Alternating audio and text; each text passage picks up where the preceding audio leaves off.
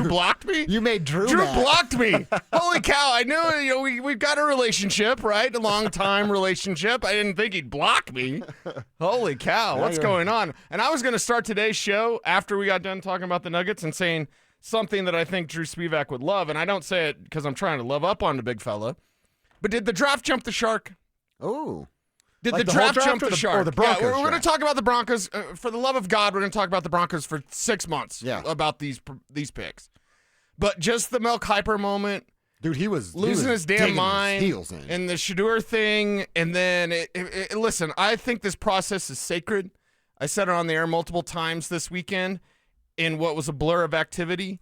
But everything on at least ESPN and maybe NFL Network, because Lance Zierlein did reach out and he's like, hey, we talked about the draft. It's got to be about the picks. It's got to be about the team. It's got to be about who's left on the board. And Mel's up there screaming, the NFL doesn't know for 50 years. And I like Mel. That was a bad. I'm like, hey, Mel, you want to open up the vault on bad takes and misses. Mel, I'm not sure that's a road you want to travel down, my man. He said he would quit if Jimmy Clausen didn't work out. Yeah. So I'm like, okay, let's just stop with this ridiculousness. This process is so damn cool. The draft is cool. I don't care if Spivak hates it and blocks me because I love the draft. Like, the draft is cool. And then this weekend, the draft wasn't cool, man. It wasn't cool because it just became about a bunch of stupid drama. I will say, yeah, the Mel stuff was very annoying. And by the way, Shedeur wasn't the only one that got prank called. Tyler Warren got prank called. I think Quinn Ewers got prank called. Oh, Quinn last got year, it too? Cooper DeJean got prank called. So we can't get all up in our feelings because somebody got a hold of Shedeur's number. Yeah, a lot of guys got prank called this year. Still, I'm not saying it just for Shedeur. It's a turd move to do to Shedeur, to Tyler, to whoever you said. Like, Quinn Ewers, all those Quinn guys. Ewers, that's just a jerk move. Yeah. But you're some in college, frat boy kid. And I've been 21 years old before, too. And guess what I did? Really stupid stuff. So, all good. I just didn't post it on the internet. Yeah, well, luckily, I guess they filmed themselves doing it? That's the dumbest part. How stupid are kids these days? Hey, bro, let's put this on social networking. Yeah. I'm not promoting physical violence, but that anytime something like that happens, I go, "Oh, you never had your ass kicked." Well, should the coach get in trouble because it's his kid and he left the information out? No. I mean, it's a Falcons defensive coordinator's son that did all of this. Right, Jax with an X. Oh, that was his name. Jax Ulbrich. Yeah, you know what? Right. That guy should be fired for just naming his kid Jax with an X. But either way, I think the draft jumped the shark. I think 1994 is when who the hell is Mel Kiper anyway? That's when the draft became something big. Like big was 1994. I think 2025, we can announce it today. And let us know, Tribe. What did you think of the draft coverage? Not mine, of course, because I want to talk about the picks. But, like, I just felt that this year it was just about stupid drama and stupidity and not actually about the players. I am always into it for Thursday night. The first round is fun. I like the first round. Yeah. It's always fun. Oh, yeah. I will tell you, then after that, I kind of wait for it all to get done, and then I consume. Yeah. I could not stop watching on Friday. Like, I couldn't stop because of Shedeur. Yeah. I'm like, what's going on here? Let's figure this out. And Friday it wasn't bad. Saturday it just got stupid, though. Well, and then Saturday, I picked golf. And I'm like, I'm going to go play golf rather than watch the draft. But I also, the same thing, like, I'm like, me and my buddy Cheeto, I'm like, hey, you getting an update yet? What's Shedeur happening? What's happening there? Right. But I didn't sit down and consume it. Now, I normally don't on the Thursday or the Saturday. That's when I'm like, all right, I'll find all the picks and I'll read all the people I need to read. And I'll check in with my boy Cecil at denversports.com and figure it all out there. But the Mel Kiper stuff, that I'm 100% with you, dude. He looked like a fool. He sounded like a fool. And to say that the NFL has got it, you don't exist without that platform, Mel Kiper Jr.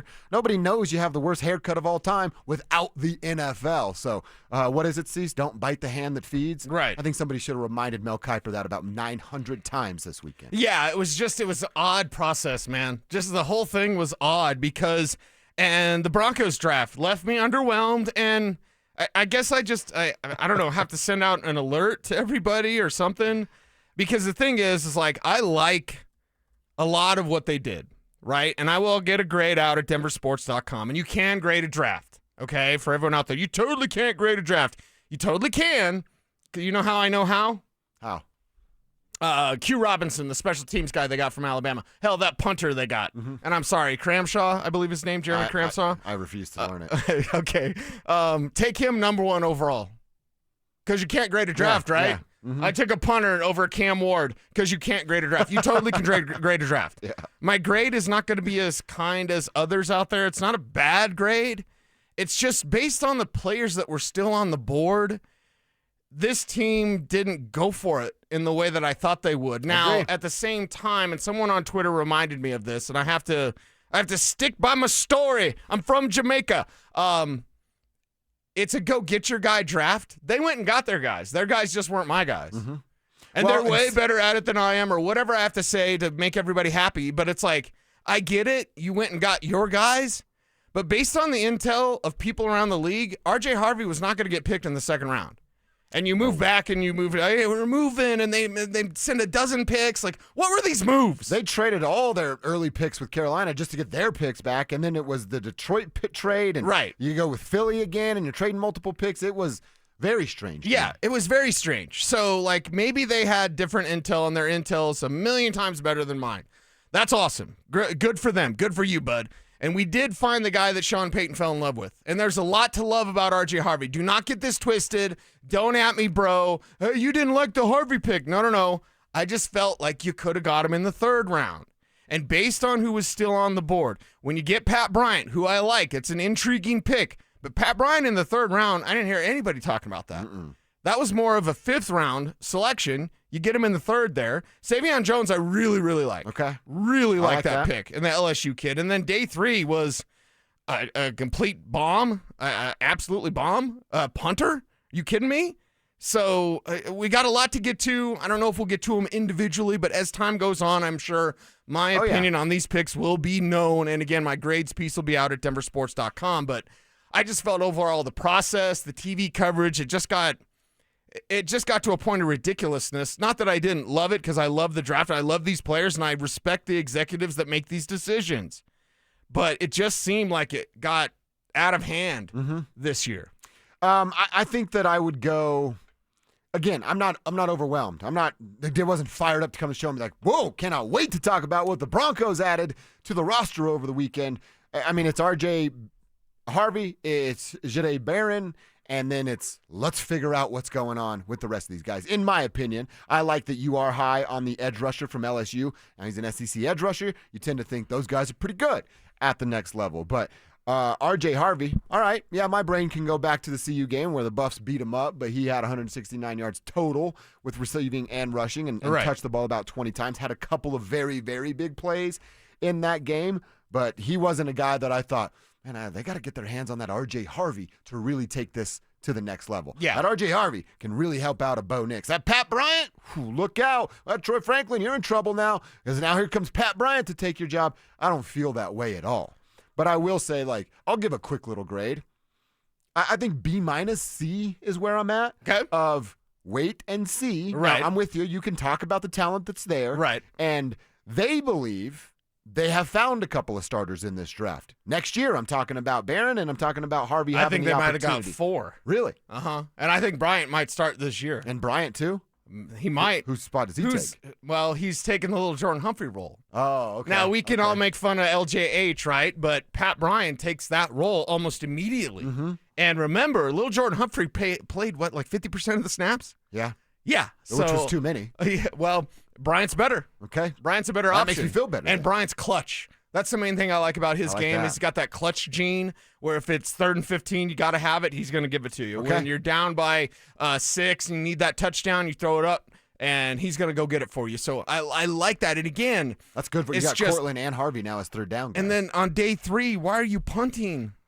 Why are you punting on day 3? And God bless Caleb Lohner, right? Basketball kid from Utah. Luke Lachey from Iowa was on the board. And I don't know. Maybe Iowa knows a thing or two about tight ends. Huh? They've gotten it right a couple times. Yeah, they've gotten it right a few times. And that kid's still sitting there. And yeah, I know his knee, got hurt a couple years ago. But still, like, you're taking a guy that had 4 catches, all touchdowns, but very, very limited college football experience against a Luke Lachey who could have been like a TJ Hawkinson type player. You know what I think kind of worries me about this, and it's why I'm at more of a C probably than even a B, Okay. is I wonder if they got too cute. I wonder if Sean has convinced himself, like he said last year. He said it out loud last year. I'm better at this than all of y'all. Now he's referring to quarterbacks, but Yeah. you think he meant the whole entire process? Yeah. Because I probably do. And I wonder if you guys are all going to overlook these guys, but I know I can get the best out of each one of these players that I Right. picked. And he was right about Bo Nix. You're right about that. Now, have you got the best out of any of your other draft picks? Not quite yet. And that's my fear, is that Sean has gotten too cute with this of like, I'm a brilliant man. I'm a genius. I'm going to get it the best out of every player we pick because I'm just that better. I'm just that much better at it than the rest of these We're guys. better than you, and we know it, Yeah. right? Okay. I mean, that's kind of Sean's What vibes. does the tribe think of the Broncos draft and then the draft coverage overall in terms of like the Mel Kiper stuff? I really think it jumped the shark this year, and I hate that because I love this process so much. And again, I think they might have gotten 4 starters out of this draft, which is really, really good. It was a go get your guy draft. They went and got their guys. Their guys, they did. Yep. Our guy Twisted T Dave, what up, Dave? Wants us to talk about some of the undrafted free agents. we'll that do they that. got. Yep. Yeah, we will certainly get to that coming up soon, Dave. We certainly will. But yeah, Cecil said it. Give us your grades, your favorite player. How many